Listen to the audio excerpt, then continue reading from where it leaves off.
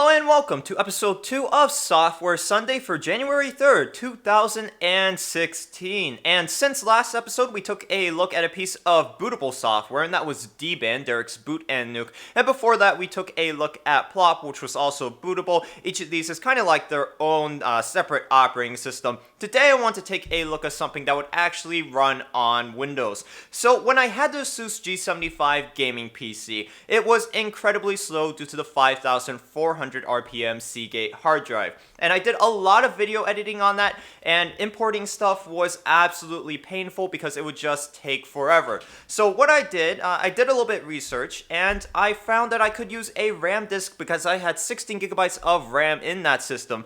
And I went searching for a really good RAM disk software, and I found one that I really liked, and that's what I'm going to be talking to you guys about today. Most of you probably already know what a RAM disk is, but if you do not, basically it's a program that allocates space in your RAM, allowing you to use it as a removable drive. So transfer speeds are really fast, random read and write speeds are really fast, it's just insane. I might actually do a benchmark using Crystal Disk just to show you guys the speed. But let's go ahead and head over to the screencast. We'll take a look at DATARAM's RAM disk configuration utility. And as you can see, I have now migrated over to my desktop. I was originally planning to do this demonstration using my ASUS G75 gaming PC, but I tried to turn it on this morning and nothing happened. So there's probably going to be a repair video coming up in the near future. So what exactly are we going to do right now? Well, I'm going to show you where to get this RAM disk configuration utility, how to set it up, and how to get it up and running. So go ahead and open up your internet browser, because first we have to download and install the utility. So open whatever browser you're using, go ahead and navigate over to Google and type in DATARAM RAMDisk. And it should be the first thing that comes up on the DATARAM website. Okay, and you can see we are here now, so go ahead and just scroll down.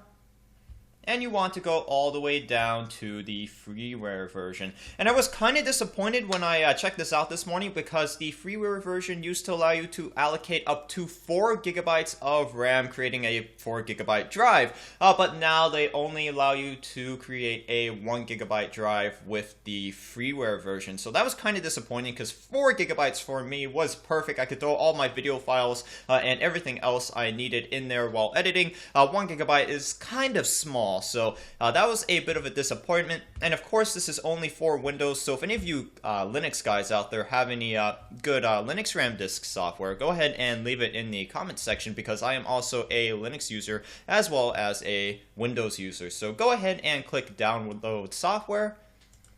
Had a slight slip up there, it was weird. Just wait for it to download. Go ahead and open up the configuration. Yes, we want to run it. Accept the terms of the license agreement. It doesn't install any malicious software or anything, so you don't have to watch out for that.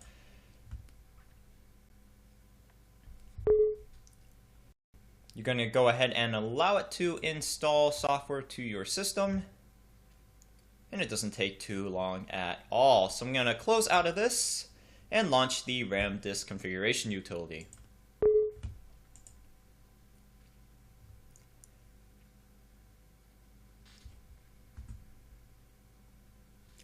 Okay, and you can see we are now inside the utility. Go ahead and change your allocated space to the max amount, or whatever you prefer, up to 1 gigabyte. So I'm going to go ahead and punch in 1023. I would like to label this. And everything else looks good. You can see it has a nice event log right here, so if something goes wrong, you can go in and check there. But go ahead and hit Start RAM Disk after you set your size. And I do want it to be labeled so I know which drive is which, so I'm just going to go ahead and Start RAM Disk now. And it's going to go ahead and ask you if you want to install device software. Click Install. And here, the RAM disk configuration utility is going to do all of the work for you, so just sit back, relax. Once the configuration utility has finished doing its thing, go ahead and open up computer, and as you can see, your system will recognize it as whatever you called it, and mine is recognizing it as RAM disk, drive letter E, and we have 1 GB of free space. Now I tested this program out on Windows 7, Windows 8, and Windows 10, and it worked fine with all of those operating systems. I have yet to test it out on XP and Vista, so if anyone has tested it out on XP and Vista and has got it successfully working, go ahead and post it in the comments section. I just haven't gotten that far in testing yet. Now, this virtual drive works the same as any other drive on your system, and it's actually recognized by disk management. Let me go ahead and pull that up now.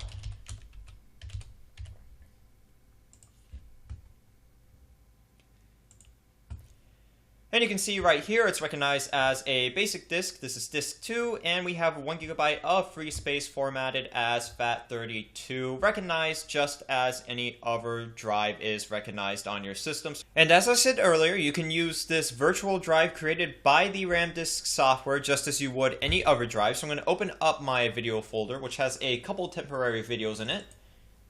And I'm just going to click and drag it over to my RAM disk. And as you can see, transfer speeds were pretty much instantaneous there. That was a 313 megabyte clip, and that was blazing fast. I'm going to go ahead and open up Crystal Disk so we can perform a quick benchmark.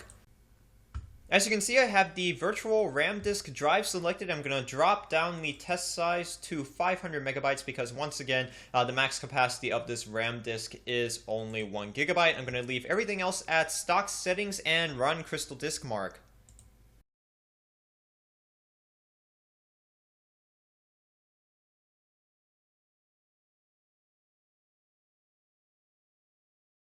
Now those are some pretty amazing transfer speeds. Now I'm rocking 16 gigabytes of DDR3 memory running at 1600 megahertz. Now if you were using something like DDR4 running at some ludicrous clock speed, your transfer speeds would be much higher probably.